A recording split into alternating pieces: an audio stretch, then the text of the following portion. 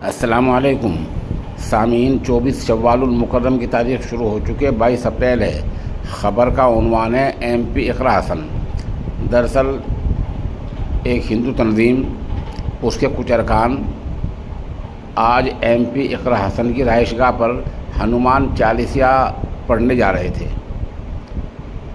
ان کا الزام یہ ہے کہ ایم پی موصوفہ نے پچھلے دنوں پارلیمنٹ میں یہ بیان دیا تھا کہ لوگ کھلے میں نماز پڑھتے ہیں، چند منٹ کی بات ہوتی ہے اور اس طرح نماز ہوتی رہتی ہے، اس لیے ہم ایم پی اقرا حسن کے گھر جا کر ہنومان چالیسا پڑھنا چاہتے ہیں۔